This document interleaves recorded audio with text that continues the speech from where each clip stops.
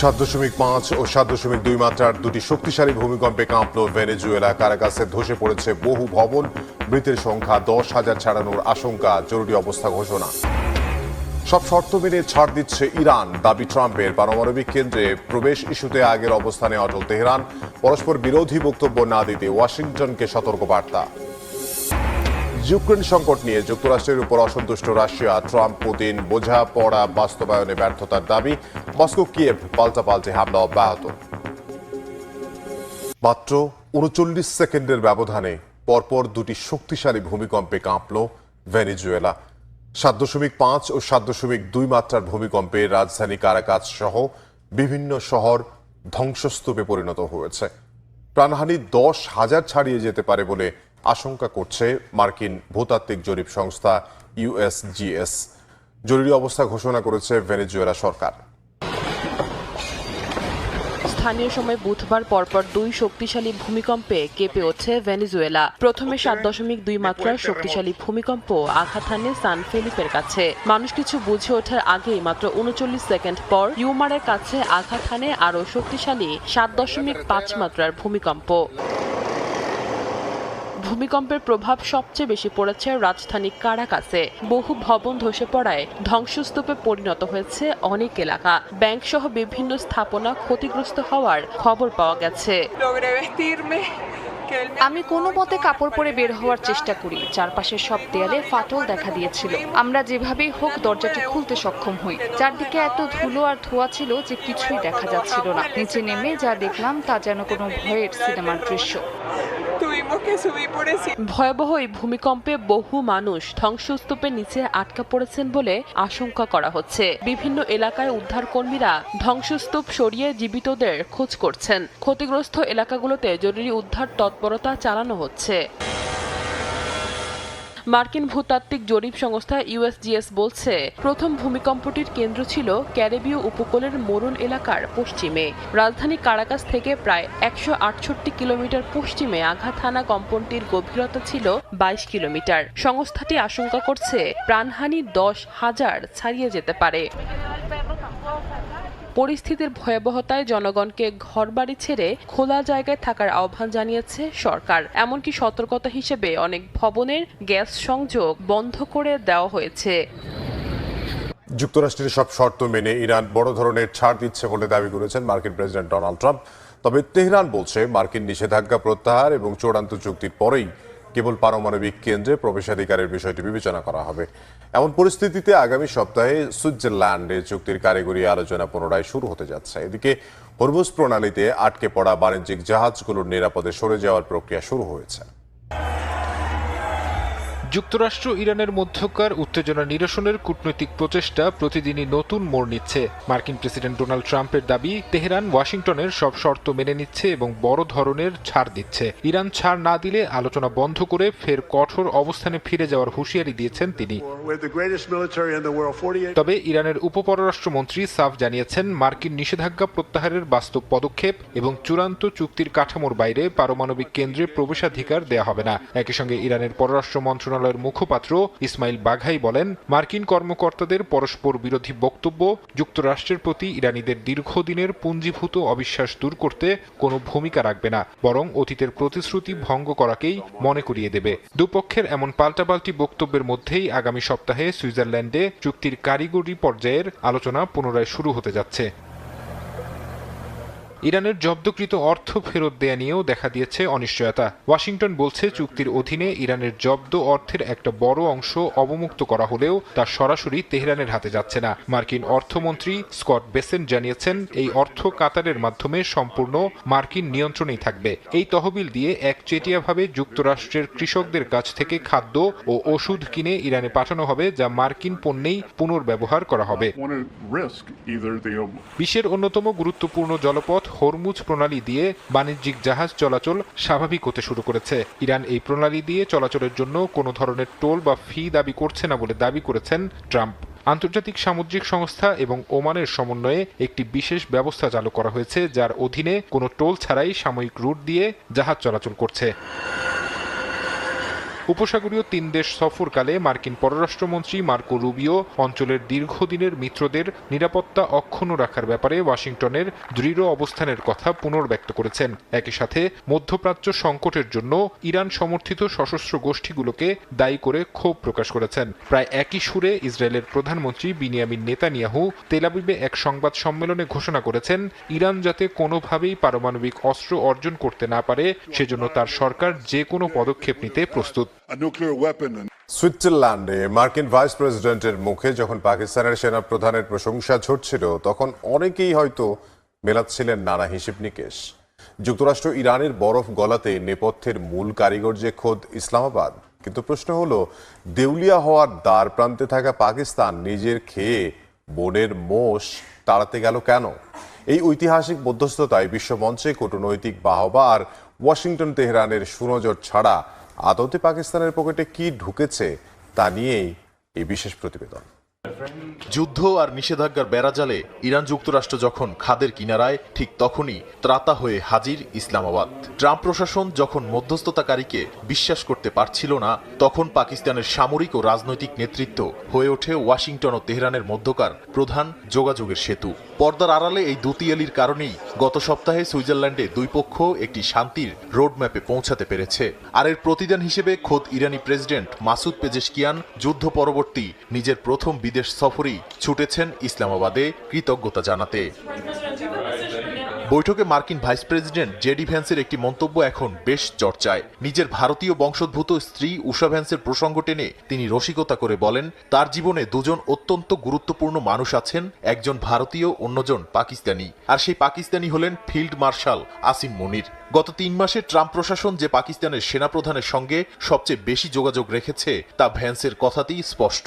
শুধু ওয়াশিংটন নয়, তেহরানের হিসাব নিকাশেও এখন অন্যতম অপরিহার্য মধ্যস্থতাকারী হিসেবে নিজেদের পুনরুত্থান ঘটিয়েছে ইসলামাবাদ। তবে প্রশ্ন হলো, এই ভূরাজনৈতিক চাল খেলে পাকিস্তান নিজে কি পাচ্ছে? দেশের ভঙ্গুর অর্থনীতিতে আপাত দৃষ্টিতে 3.7% জিডিপি প্রবৃদ্ধি কিংবা $30 বিলিয়ন বেশি রেমিটেন্সের সুবাতাস বইলেও ভেতরে রয়ে গেছে বড় ক্ষত। আইএমএফের $7 বিলিয়ন ঋণ কর্মসূচিতে থাকা পাকিস্তানের জন্য এই শান্তি চুক্তি বড় স্বস্তি আনতে পারে। হরমুজ প্রণালীর অস্থিরতা কমলে জ্বালানি আমদানির চড়া মূল্য যেমন কমবে, তেমনি মার্কিন নিষেধাজ্ঞার ভয়ে 1 দশক ধরে ঝুলে থাকা ইরান পাকিস্তান গ্যাস পাইপলাইন প্রকল্পটি এবার আলোর মুখ দেখতে পারে। এখানে অর্থনীতির চেয়েও বড় খেলাটা কিন্তু কৌশলগত এবং ক্ষমতার ভারসাম্য রক্ষার। এই মধ্যস্থতার মাধ্যমে বিশ্বমঞ্চে পাকিস্তান নিজের হারিয়ে যাওয়া আঞ্চলিক গুরুত্ব পুনরুদ্ধার করেছে। সৌদি আরব, তুরস্ক এবং মিশরের মতো বড় খেলোয়াড়দের সঙ্গে সমন্বয় করে পাকিস্তান নিজেকে মধ্যপ্রাচ্যের নিরাপত্তা কাঠামোর একটি অপরিহার্য অংশ হিসেবে প্রমাণ করেছে। সবচেয়ে বড় লাভটা হয়েছে পাকিস্তানের শক্তিশালী সামরিক এস্টাবলিশমেন্টের। মার্কিন প্রশাসনের এই অকুণ্ঠ প্রশংসা প্রমাণ করে ওয়াশিংটনের কাছে পাকিস্তানের বেসামরিক সরকারের চেয়ে রাওয়ালপিন্ডির সামরিক সদর দপ্তরের চাবিকাঠি সবচেয়ে বেশি নির্ভরযোগ্য।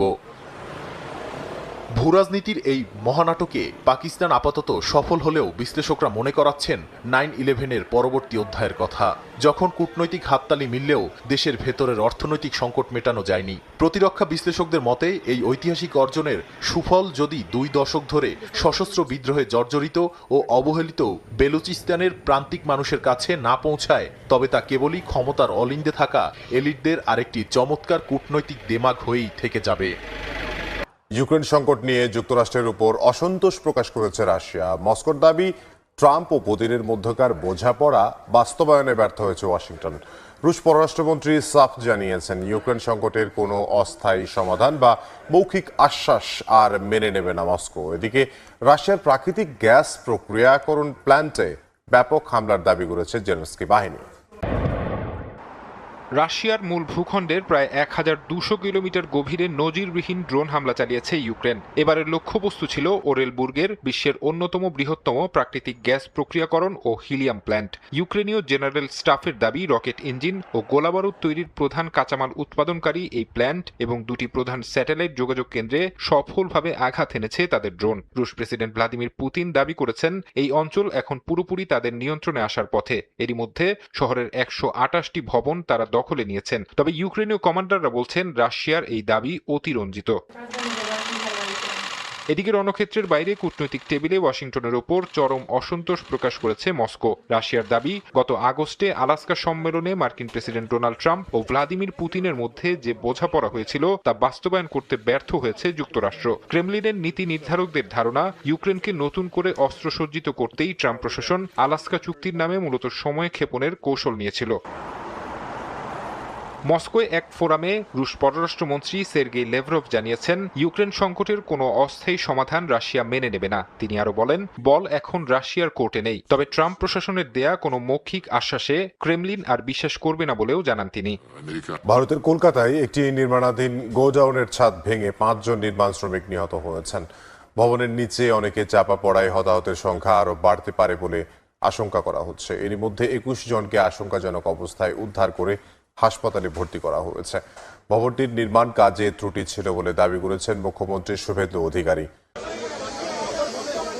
বুধবার স্থানীয় সময় দুপুরে কলকাতার তারাতলায় একটি নির্মাণাধীন গোডাউনের ছাদ ভেঙে বেশ কয়েকজন শ্রমিক নিহত হন। দুর্ঘটনার পরপরই দুর্যোগ ব্যবস্থাপনা বাহিনী, পুলিশ, স্থানীয় প্রশাসন এবং স্থানীয় মানুষ উদ্ধার কাজ শুরু করেন। পরে সেনাবাহিনীর সদস্যরাও যোগ দেন।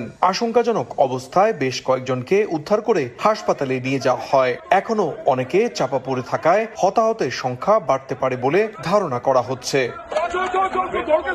ভবনটির নির্মাণ কাজে ত্রুটি ছিল বলে দাবি করেছেন মুখ্যমন্ত্রী শুভেন্দু অধিকারী। চলতি বছরের জানুয়ারিতে কলকাতা পৌরসভা নির্মাণের অনুমোদন দেয় এই ভবনটির। প্রত্যক্ষদর্শীদের অভিযোগ, মঙ্গলবার তুমুল বৃষ্টির পর থেকেই ভবনটি কাঁপতে শুরু করে। সেই খবর পেয়েই দুপুরে বেশ কয়েকজন নির্মাণ শ্রমিক সেটি মেরামতে ভবনের ভেতরে প্রবেশ করেন। সে সময়ই এই মর্মান্তিক দুর্ঘটনা ঘটে।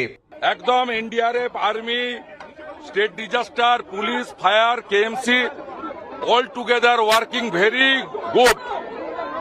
এখন অব্দি 21টা রিকভারি হয়েছে, 3টে ডেথ, 18 অ্যালাইভ। 9 মে পশ্চিমবঙ্গে বিজেপি ক্ষমতায় আসার পর এটিকে সবচেয়ে বড় দুর্ঘটনা বলে মনে করছে প্রশাসন। তৃণমূল সরকারের সময় পাশ হওয়া এ ধরনের বিল্ডিং এর পরিকল্পনা বাতিল করে অডিটের নির্দেশ দিয়েছে রাজ্য প্রশাসন।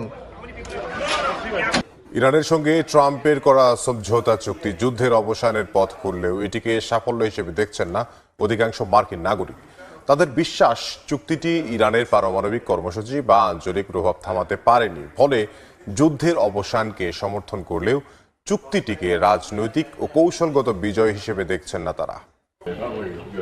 যুক্তরাষ্ট্র ইরান শান্তি চুক্তিকে স্বস্তির মনে করলেও এটিকে রাজনৈতিক ও কৌশলগত বিজয় হিসেবে দেখছেন না বেশিরভাগ মার্কিন নাগরিক। ট্রাম্প প্রশাসনের সমঝোতা স্মারক স্বাক্ষরের পর সিবিএস নিউজের এক জরিপে উঠে এসেছে এমন তথ্য, যেখানে 78% মার্কিন নাগরিক দ্রুত যুদ্ধ শেষ করার পক্ষে মত দেন। অন্যদিকে মাত্র 22% মনে করেন আরও চাপ দিয়ে ইরানের কাছ থেকে অতিরিক্ত ছাড় আদায় করা যেত। তবে যুদ্ধের অবসান চাইলেও অধিকাংশ আমেরিকান বিশ্বাস করেন চুক্তিটি যুক্তরাষ্ট্রের জন্য বড় কোনো সাফল্য বয়ে আনতে পারেনি।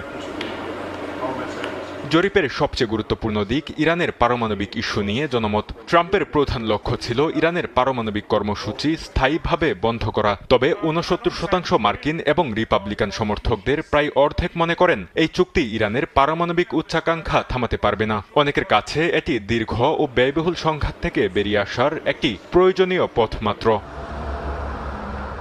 ইরান যুদ্ধের সামগ্রিক ফল নিয়েও হতাশা স্পষ্ট। 45% মার্কিন মনে করেন কৌশলগতভাবে যুক্তরাষ্ট্র এর যুদ্ধে সফল হয়নি।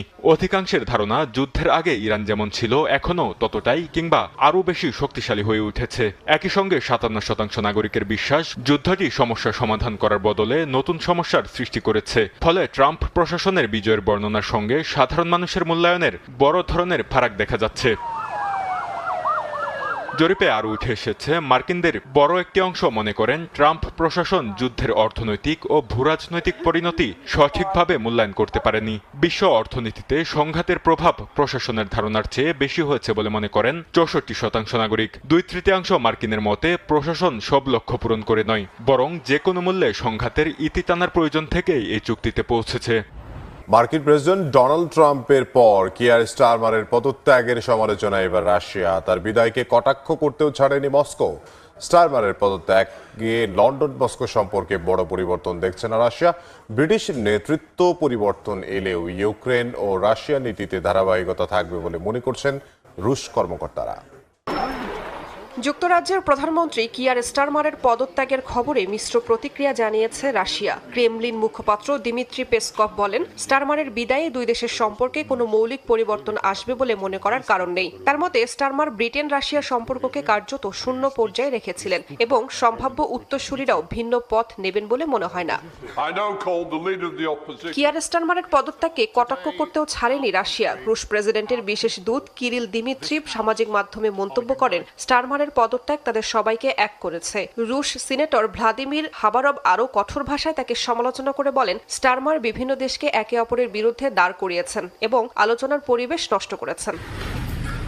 রুশ বিশ্লেষকদের মতে, নেতৃত্বে পরিবর্তন এলেও ইউক্রেন যুদ্ধ নিয়ে ব্রিটেনের অবস্থান অপরিবর্তিত থাকবে। ইউরোপীয় তথ্য কেন্দ্রের পরিচালক নিকোলাই টোপরনিন বলেন, কিয়েভকে সামরিক ও আর্থিক সহায়তা দেয়া এবং রাশিয়ার ওপর চাপ বজায় রাখার নীতি অব্যাহত থাকবে, কারণ লন্ডনের অবস্থান শুধু অভ্যন্তরীণ রাজনীতির উপর নয়, বরং ইউরোপীয় মিত্র ও যুক্তরাষ্ট্রের সঙ্গে সমন্বিত কৌশলের সঙ্গেও জড়িত। স্টারমারের সম্ভাব্য উত্তরসূরি হিসেবে আলোচনায় রয়েছেন অ্যান্ডি বার্নহাম। তবে রুশ পর্যবেক্ষকদের ধারণা, তিনি ক্ষমতায় এলেও মস্কোর প্রতি আরও বাস্তববাদী অবস্থান নেবেন এমন সম্ভাবনা কম। বরং নতুন নেতৃত্ব প্রথমে লেবার পার্টির অভ্যন্তরীণ ঐক্য, অর্থনৈতিক পুনরুদ্ধার, আবাসন সংকট ও স্বাস্থ্যসেবা খাতের মতো দেশীয় ইস্যুগুলোতেই বেশি মনোযোগ দেবে।